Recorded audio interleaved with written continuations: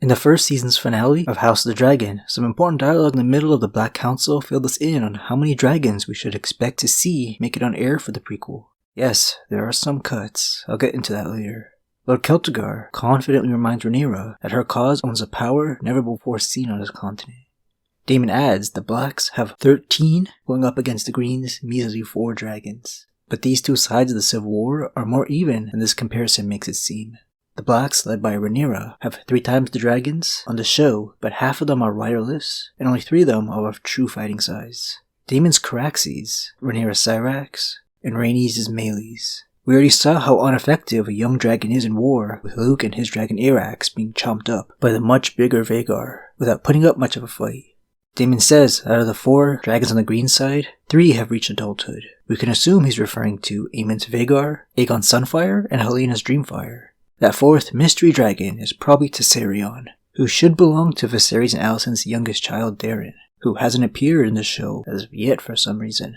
All this info tells us which dragons aren't going to have a part in this prequel. Aegon the Younger, Rhaenyra and Daemon's son, is supposed to be able to fly around on a tiny dragon. Even Aegon the Elder and Helena's twins have their own hatchlings in the books, all cut to save some time and the budget.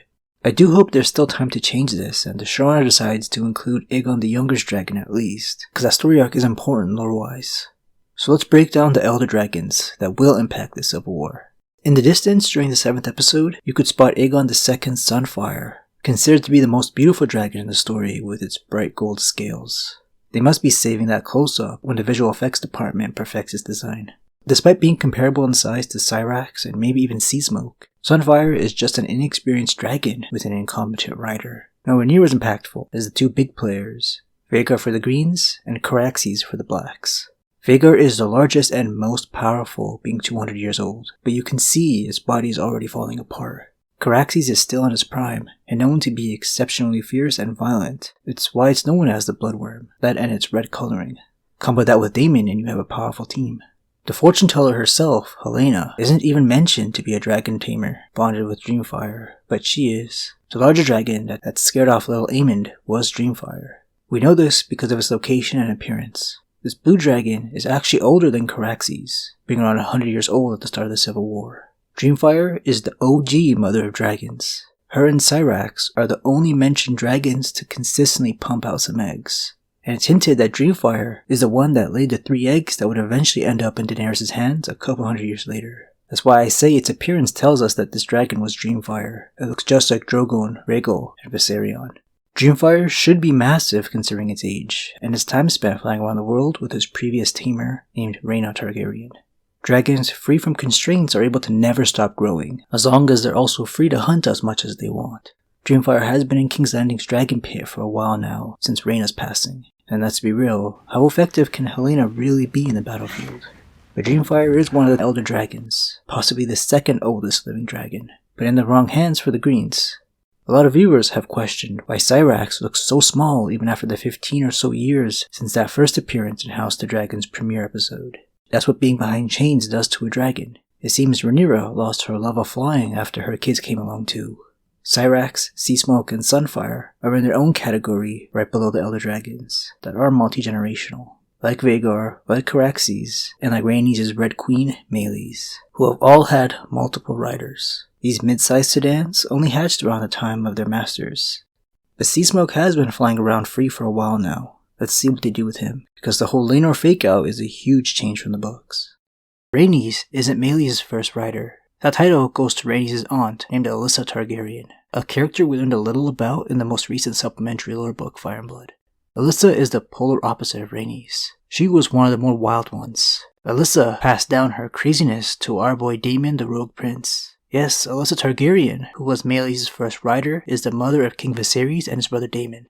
When Alyssa was 15, she went to the Dragon Pit in King's Landing, ready to pick out her very own partner, and set her eyes on the largest one in the story's history, Balerion the Black Dread.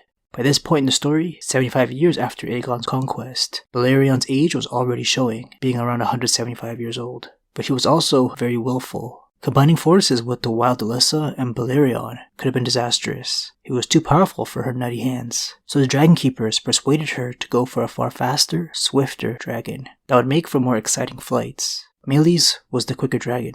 Meleys was as swift a dragon as Westeros had ever seen, easily outpacing Caraxes and Vhagar when Alyssa and her brothers flew together. We don't know her dragon's age, but likely a bit younger than Caraxes, which is now Daemon's bloodworm. I do have a suspicion that the story will further delve into themes of dragons not truly being tamed, but just magically bonded with a person of Targaryen blood. Age may also factor into how willful these creatures can become. Looking at every one of them in House of the Dragon, Vhagar has the most individuality and personality. He definitely comes off across as a wise badass that's been through it all. So these old reptiles, I'm categorizing as elder dragons, are likely more willful. King Viserys has his opinions on the illusion of dragon taming, but he was bonded with Balerion before it died of old age, and Balerion is explicitly described as willful in the lore books. He knows firsthand how little control the Targaryens actually have. There's 2 dragons layering in Dragonstone that'll give us some insight into what's going on inside the head of an older dragon. We saw Daemon approach one of them, attempting to form some kind of new connection with Vermithor, a very dangerous attempt. This dragon once belonged to Daemon's grandfather, the Old King, and he can smell Caraxes all over him. Daemon has his eyes on this beast, because it may be the oldest one the Blacks have. Vermithor is just a little younger than Dreamfire, but still older and larger than Caraxes, even has some battle experience. In a first for the story, Vermithor has a mate in his volcano lair with him in Dragonstone, the she-dragon Silverwing.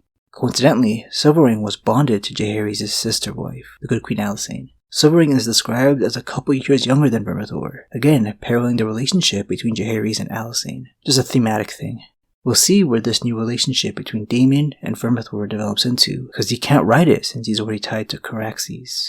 One rider, one dragon only. Attempting to ride a second is a death wish. Flying around and fighting together is the best Daemon could hope for. Vermithor didn't burn and eat him, so that's a start.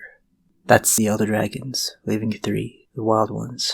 The big, scary, dark one that people on Dragonstone call cannibal for how it treats his own fellow species. Then there's the mysterious one, Grey Ghost, and the plain one, Sheep Stealer. I think I just have to make a whole video dedicated on these guys. For now, I'll just say, yeah, they're in the Elder category, and one may be older than Vhagar, but no one truly knows. But taming Vermithor and Silverwing should be the Blacks' first priority. That makes 10 Elder Dragons. None of the big boys got cut out of the show, so that's good news. Look out for that upcoming Wild Dragon video, and one I got planned for Caraxes. Thanks for watching, guys.